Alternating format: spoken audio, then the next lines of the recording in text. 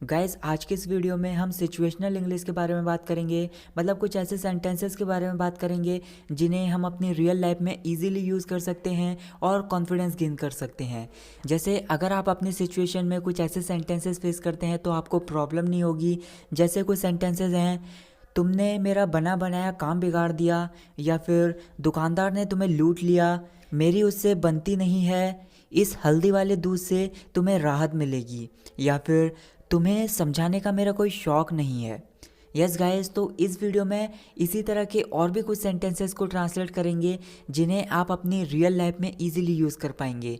तो वीडियो को लास्ट तक देखते रहिए और मुझे इंस्टाग्राम पर भी फॉलो कर लीजिए क्योंकि वहाँ पर भी बहुत कुछ है सीखने के लिए। So stay with me, my name is Nick and let's get going. So guys, first sentence is भगवान के सामने अपना माथा टेको। तो इसके लिए आप बोल सकते हैं पे योर रिस्पेक्ट्स टू लॉर्ड। पे योर रिस्पेक्ट्स टू लॉर्ड। सच्चे दिल से भगवान से कुछ भी मांगो। Ask God with pure heart for anything. Ask God with pure heart for anything. जैसे हम ये भी बहुत बार बोल देते हैं, यह बहुत मानी हुई जगह है। इसका मतलब ये है कि यहाँ पर बहुत सारे लोग आते हैं, बहुत सारी मुरादें मांगते हैं और वो पूरी भी हो जाती हैं। तो इसको आप बोल सकते हैं इट्स वेरी होली प्लेस। इसका मतलब यह है कि यह बहुत पवित्र जगह है। It's very holy place.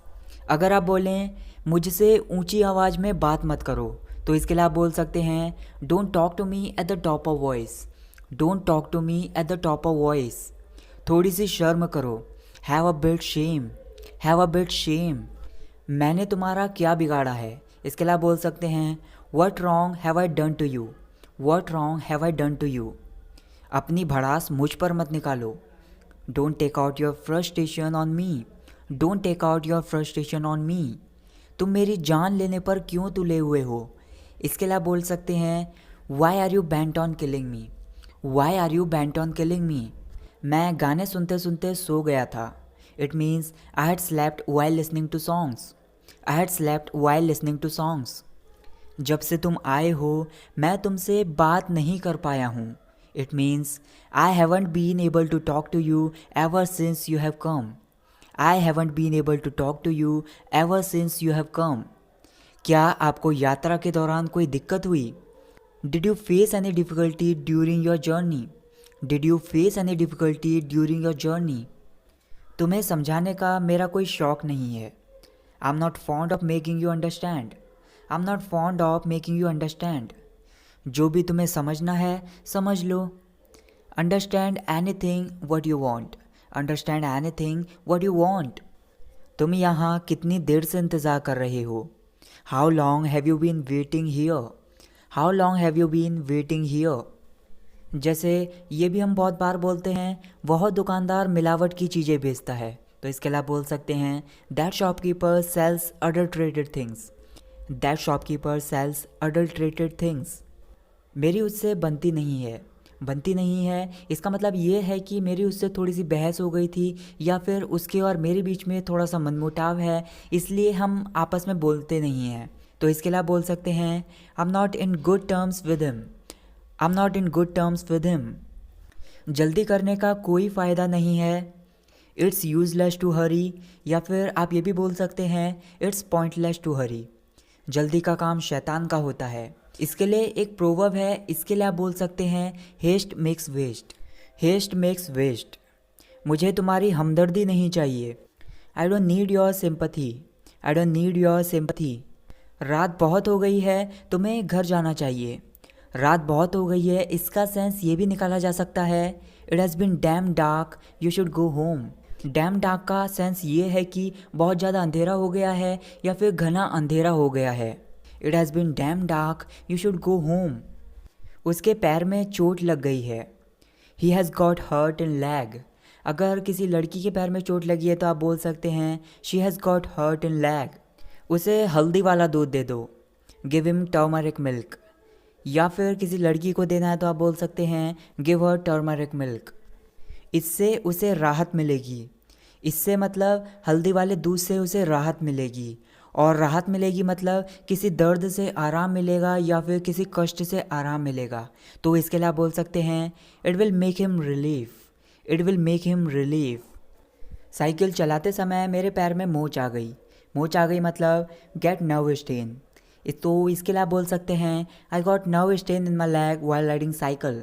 I got nerve stain in my leg while riding cycle. माफ़ करना, मैं आपकी कॉल नहीं उठा पाया, मतलब forgive me I couldn't attend your call. या फिर आप इसे ऐसे भी बोल सकते हैं forgive me I couldn't receive your call. मैं बहुत ज़्यादा व्यस्त था। सिंपली तो आप बोल सकते हैं आई वॉज़ वेरी बिजी, लेकिन थोड़े से अट्रैक्टिव वे में आप बोल सकते हैं I was very tied up. I was very tied up. जो होगा देखा जाएगा। Dam the expense. Dam the expense. इसमें डरने वाली क्या बात है? इसके लिए आप बोल सकते हैं what's there to fear. What's there to fear. भगवान का नाम लेकर आगे बढ़ो। इसके लिए आप बोल सकते हैं get ahead taking the name of God. Get ahead taking the name of God. भगवान पर भरोसा रखो। Have faith in God. Have faith in God. जैसे अगर आपको बोलना हो आपका हुक्म सर आंखों पर, तो इसके लिए आप बोल सकते हैं your wish is my command. Your wish is my command. तुमने मेरा बना बनाया काम बिगाड़ दिया। You are such a spoil sport. Spoil sport एक ऐसा पर्सन होता है जो दूसरों का बना बनाया काम बिगाड़ता है, या फिर दूसरों के बने बनाए काम में टांग अड़ाता है, या फिर कबाब में हड्डी बनता है। तो इसके लिए आप बोल सकते हैं you are such a spoil sport, मतलब तुम सच में एक ऐसे पर्सन हो जो दूसरों के बने बनाए काम को बिगाड़ते हो। नेक्स्ट, अगर हम बोलें तुम्हारा बेटा इतना जिद्दी क्यों है, तो इसके लिए आप बोल सकते हैं why is your son so head strong. या फिर आप इसे ऐसे भी बोल सकते हैं why is your son so stubborn. Head strong का मतलब भी यही होता है कि अपनी बात पर अड़े रहने वाला, या फिर अड़ियल, या फिर जिद्दी। दुकानदार ने तुम्हें लूट लिया। लूट लिया मतलब तुमसे ज़्यादा पैसे ले लिए, या फिर कोई सामान तुम्हें महंगा दे दिया। तो इसके लिए एक फ्रेजल वर्ब है रिप ऑफ। इसका मतलब यही होता है लूटना। तो इसके लिए आप बोल सकते हैं shopkeeper ripped you of. Shopkeeper ripped you of. मैं इस तरह के जूते खरीदना चाहता हूँ। इसका मतलब ये है कि जैसे आप एक फ़ोटो दुकानदार को दिखाते हो और पूछते हो कि क्या आपके पास इस तरह के जूते हैं, मैं इस तरह के जूते खरीदना चाहता हूँ। तो इसके लिए आप बोल सकते हैं I want to buy this kind of shoes. I want to buy this kind of shoes.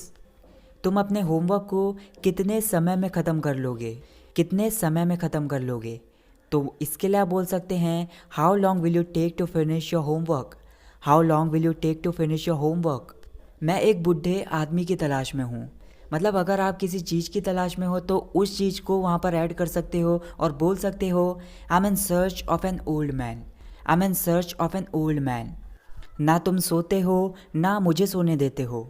Neither you sleep nor let me sleep. Neither you sleep nor let me sleep. यह बच्चा बहुत शरारती है, या फिर यह बच्चा बहुत नटखट है। इसके लिए आप बोल सकते हैं this kid is very mischievous. This kid is very mischievous. अपनी घटिया सोच अपने पास रखो। Keep your cheap mentality yourself. Keep your cheap mentality yourself. मुझे लगता है कि तुम गलत हो। It seems to me that you are wrong. It seems to me that you are wrong. अब उससे बात करने का कोई फ़ायदा नहीं है। It's no use of talking to him now. या फिर किसी लड़की से बात करने का कोई फ़ायदा नहीं है, तो इसके लिए आप बोल सकते हैं it's no use of talking to her now. मैं उसके पापा से आज्ञा ले चुका हूँ, या फिर मैं उसके पापा से अनुमति ले चुका हूँ। तो इसके लिए आप बोल सकते हैं I have taken his father's permission. या फिर इसको ऐसे भी बोला जा सकता है I have asked his father's permission. तुम इतना ज़्यादा क्यों बोलते हो। Why do you speak so much. Why do you speak so much. So that's it guys for this video. I hope आपको इस वीडियो से कुछ ना कुछ नया जरूर सीखने के लिए मिला होगा। तो गाइज, आपके क्या क्वेश्चंस हैं, आपके क्या सेंटेंसेस हैं जिन्हें आप ट्रांसलेट नहीं कर पाते हैं, तो उन सेंटेंसेस को मुझे कमेंट सेक्शन में बताइए। मैं अपनी सेंटेंसेस वाली वीडियोस में उन सेंटेंसेस को पिक करूँगा। तो मुझे कमेंट करना ना भूलें, और वीडियो कैसी लगी ये भी मुझे कमेंट कीजिए, एंड वीडियो को लाइक करना ना भूलें। Thanks for watching this video guys. See you in the next video. जय हिंद, जय भारत।